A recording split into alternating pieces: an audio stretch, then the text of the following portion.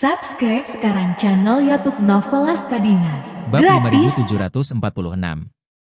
Maria menggelengkan kepalanya dan berkata, "Saya tidak terburu-buru. Hal utama yang mengikatku di Aurosil adalah Ibu Puca. Tapi aku menyiramnya sebelum keluar. Dan hujan turun di Aurosil kemarin. Jadi saya rasa tidak perlu perawatan ekstra." Charlie berkata tanpa berpikir, "Kalau begitu, tolong temani aku ke Eastcliff." Ketika Maria melihat Charlie mengundangnya untuk pergi bersamanya, dia merasa gembira dalam hatinya, dan dia cepat-cepat berkata, "Dalam segala hal, aku akan menaati perintah guruku." 10 menit kemudian, pesawat yang ditumpangi Charlie dan Maria diizinkan mengubah rutenya. Pesawat itu berbelok 30 derajat ke utara di udara dan terbang menuju Eastcliff. Charlie juga menggunakan telepon satelit di pesawat untuk menelepon Leon, pengurus rumah tangga keluarga Wade.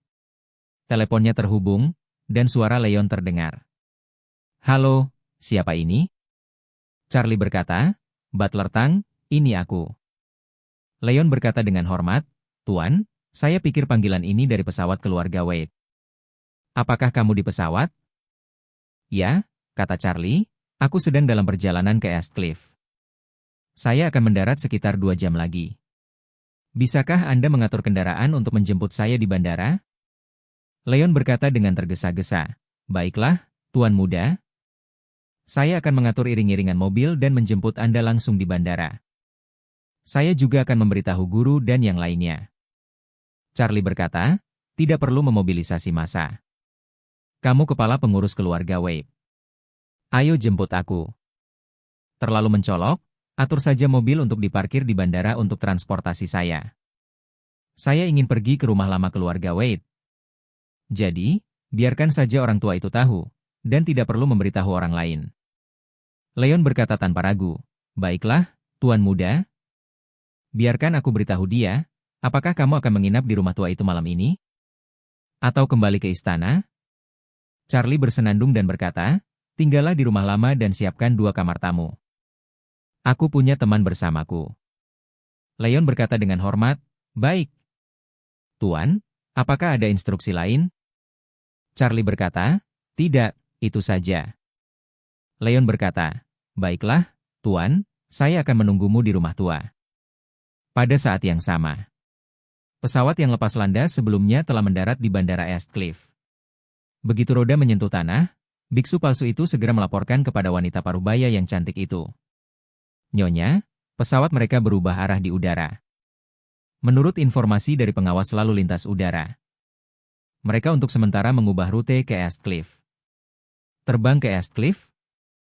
Nyonya mengerutkan kening dan bergumam. "Mengapa mereka tiba-tiba mengubah rute di udara?" Mereka bertanya dengan cepat, "Mungkinkah kami terekspos?"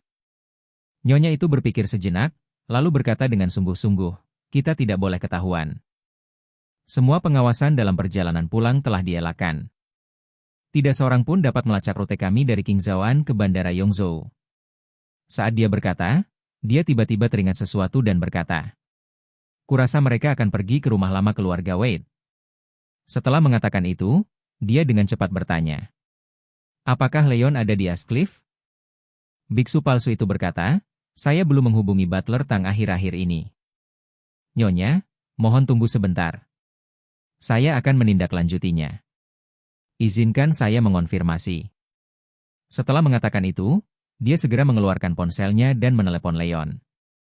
Begitu panggilan telepon masuk, suara hati-hati Leon terdengar. Suaranya sangat rendah dan dia bertanya dengan sangat hormat, "Kakasan, kenapa kau tiba-tiba meneleponku?" Biksu palsu itu berkata, "Butler Tang, Nyonya, izinkan saya bertanya apakah Anda sedang berada di Eastcliff saat ini?" "Bawahannya ada di sini." Leon berkata dengan tergesa-gesa, "Saya ingin tahu apa perintah Nyonya?" Biksu palsu itu berkata, "Butler Tang, tunggu sebentar." Setelah mengatakan itu, dia melihat ke arah wanita parubaya itu dan berkata, "Nyonya, Butler Tang sedang berada di Eastcliff saat ini."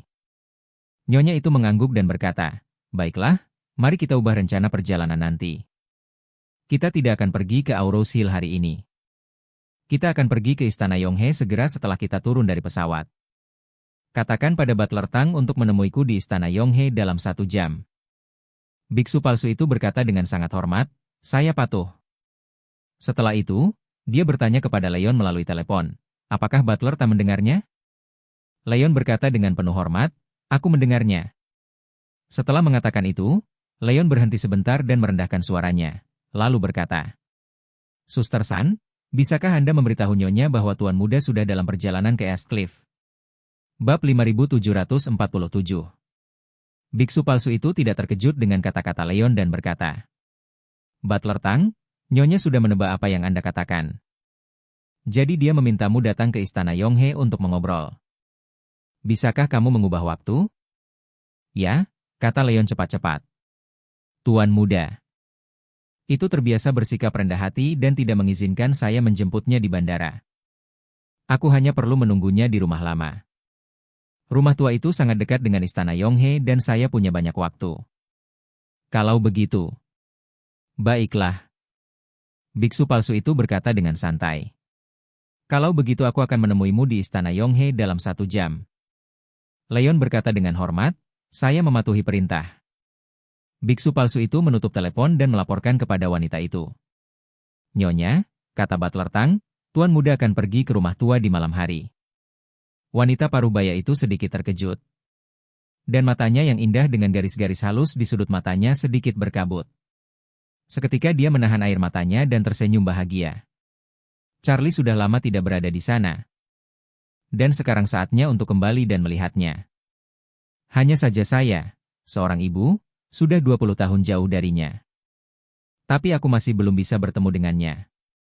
Wanita parubaya ini adalah Ibu Charlie, pengusaha legendaris Margaret Ann. Selama 20 tahun terakhir, tidak seorang pun kecuali orang-orang kepercayaan Margaret yang tahu bahwa dia masih hidup di dunia ini. Bahkan Charlie, kerabat terdekatnya, atau siapapun di keluarga Ann tidak tahu bahwa dia masih hidup. Melihat suasana hatinya sedikit sedih, biksu palsu itu dengan cepat menghiburnya dan berkata, Nyonya, meskipun Anda belum pernah bertemu Tuan Muda selama bertahun-tahun, kamu telah memikirkannya dengan sangat keras. Ketika saatnya tiba di masa depan, dan kau menemui Tuan Muda untuk menjelaskan semuanya, Tuan Muda pasti tidak akan berpikir itu salahmu. Margaret tersenyum kecut dan bergumam. Setelah Changing pergi, aku sudah menantikan untuk membalaskan dendamnya dan menantikan pertemuan Charlie. Tapi aku tak pernah menyangka semua kerja kerasku dan Changing akan berakhir.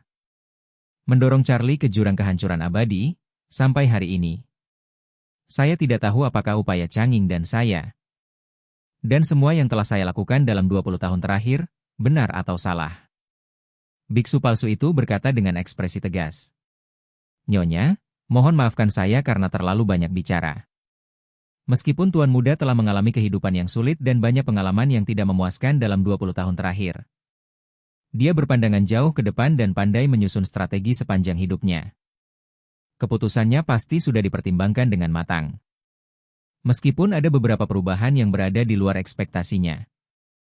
Keputusan Tuan Changing saat itu pasti merupakan jalan terbaik bagi Anda dan Tuan Muda. Margaret mengangguk ringan dan berkata dengan tegas, kamu bisa mengatakannya? Changing mengorbankan dirinya untuk melindungi Charlie dan aku. Dan menggunakan dirinya sendiri untuk membangun jembatan dan membuka jalan bagi Charlie. Charlie pasti akan memenuhi harapannya.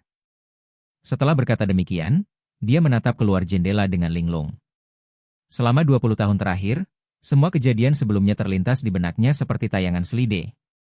Pada saat ini, pesawat telah meluncur ke hanggar tertutup di sebelah landasan terpencil Bandara East Cliff. Ketika pesawat itu hanya berjarak 100 meter dari hanggar.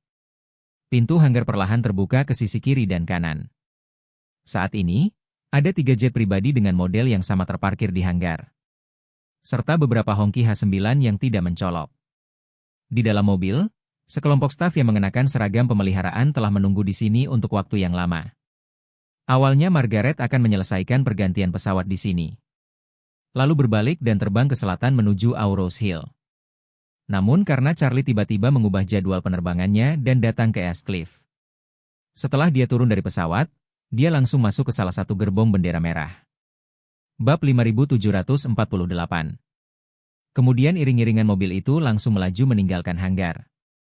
Meninggalkan bandara melalui jalur VIP, dan langsung menuju kuil Yonghe. Kuil Yonghe memiliki sejarah panjang dan merupakan kuil terpopuler di East Cliff.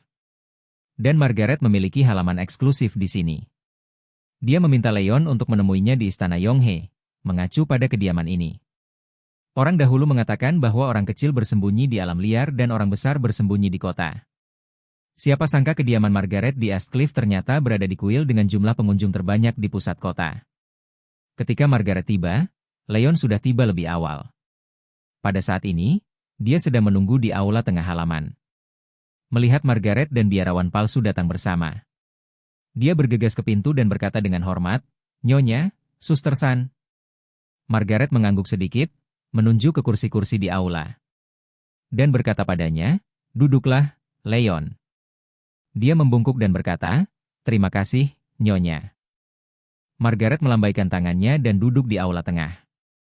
Dengan biksu palsu yang mengenakan topi berdiri di sampingnya.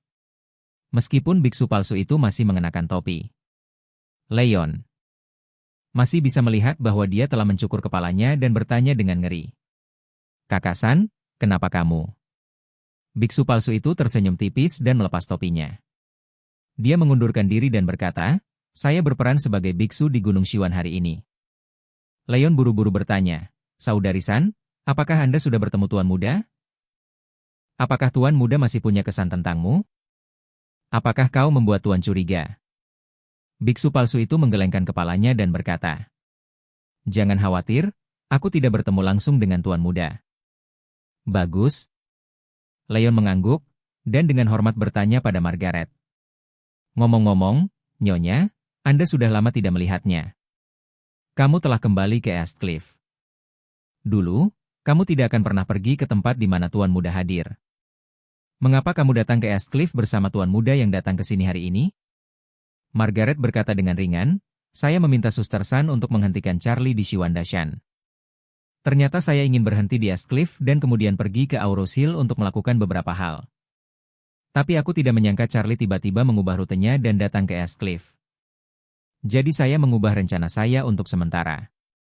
Leon bertanya dengan sedikit terkejut. "Nyonya, apakah Anda sudah bertemu Tuan Muda? Seperti apa keadaannya sekarang?" "Tidak." Margaret menggelengkan kepalanya dan berkata, "Saat Charlie dan aku paling dekat, jarak kami hanya 2 mil. Tapi sekarang dia begitu kuat sehingga aku bahkan tidak berani melihatnya dari kejauhan." Leon bertanya dengan tergesa-gesa, "Nyonya, apakah Anda belum berencana untuk bertemu Tuan Muda?" Margaret tampak serius dan berkata dengan tegas, "Sekarang bukan saatnya. Victoria mencoba membasmi keluargaan 2 kali beberapa waktu lalu. Dia pasti curiga kalau aku belum mati, dan ingin menggunakan ini untuk menguji apakah aku masih hidup. Mereka menggunakan ini untuk memaksa saya muncul jika saya masih hidup. Jika bukan karena kebetulan dan bantuan rahasia Charlie pada kedua kesempatan tersebut, aku mungkin tidak bisa bersembunyi lagi. Saya selamat dari kedua kali itu, dan saya tidak bisa berkata apa-apa terlalu kasar saat ini." Leon bertanya, "Nyonya, Tuan Muda tiba-tiba berubah pikiran dan datang ke Eastcliff. Dan juga ingin pergi ke rumah lama. Mungkinkah dia menyadari sesuatu?" Margaret menggelengkan kepalanya dan berkata, "Mungkin tidak. Kurasa Charlie saat ini. Kemungkinan besar aku sedikit bingung. Jadi, aku ingin datang ke Eastcliff dan mengunjungi rumah lamaku untuk mencari bimbingan." Leon bertanya, "Nyonya, apa rencana Anda untuk tinggal di Eastcliff kali ini?" Margaret berkata, "Aku tidak punya rencana, aku hanya punya sesuatu untukmu. Sebelum Charlie tiba di Eastcliff, bantu aku mengembalikannya ke rumah lama keluarga Wade. Aku akan pergi ke Auros Hill besok pagi." Saat mengatakan itu, Margaret mengangguk kecil ke arah biarawan palsu itu. Biksu palsu itu segera mengeluarkan album foto kuno berisi 16 halaman dari tas tangannya dan menyerahkan album itu kepada Leon. Ketika Leon menerima album foto itu, dia tidak berani membukanya secara langsung. Sebaliknya, dia bertanya kepada Margaret, "Nyonya, apakah Anda ingin saya mengembalikan album foto ini ke rumah lama?" "Ya." Margaret mengangguk dan mendesah. Sudah 20 tahun. Sudah waktunya bagi Charlie untuk perlahan-lahan mengetahui beberapa peristiwa masa lalu yang berdebu. Bab 5749. Ketika Charlie dan Maria berkendara dari Bandara Eastcliff ke rumah lama keluarga Wade, Leon sudah menunggu di rumah tua bersama lelaki tua Zhongquan. Zhongquan diambil alih oleh Leon. Setelah dia meninggalkan istana Yonghe, Dia pergi ke istana keluarga Wade untuk membawa Zhongquan kembali ke rumah lamanya. Zhongquan selalu ingin menemukan lebih banyak kesempatan untuk membangun hubungan dan meningkatkan perasaan dengan cucunya. Namun, meskipun Charlie telah menjadi kepala keluarga Wade, dia tidak pernah datang ke East Cliff. Sebagai seorang kakek, dia bisa melihat Charlie beberapa kali sepanjang tahun. Zhongquan tentu saja sangat gembira ketika mendengar Charlie akan datang ke East Cliff kali ini. Sebelum dia tiba di rumah lamanya, dia sudah mengatur agar Koki menyiapkan makan malam keluarga untuk Charlie di rumah lamanya. Ketika Charlie tiba di rumah lama, Zhongquan dan Leon bahkan pergi ke halaman untuk menyambutnya. Begitu dia melihat Charlie keluar dari mobil, dia berkata dengan bersemangat, "Charlie, kenapa kamu tiba-tiba datang ke East Cliff hari ini?" Charlie berkata dengan jujur, "Kakek, saya kembali ke rumah lama untuk melihat-lihat. Dan saya ingin membereskan barang-barang yang ditinggalkan orang tua saya saat itu." Zhongquan mengangguk berulang kali dan berkata tanpa berpikir, "Tidak ada seorang pun yang menyentuh kamar orang tuamu, kamarmu masih sama seperti sebelumnya." Saat ini, pintu penumpang terbuka. Dan wajah seorang wanita yang tampak tidak lebih dari 17 atau 18 tahun gadis cantik klasik keluar dari mobil.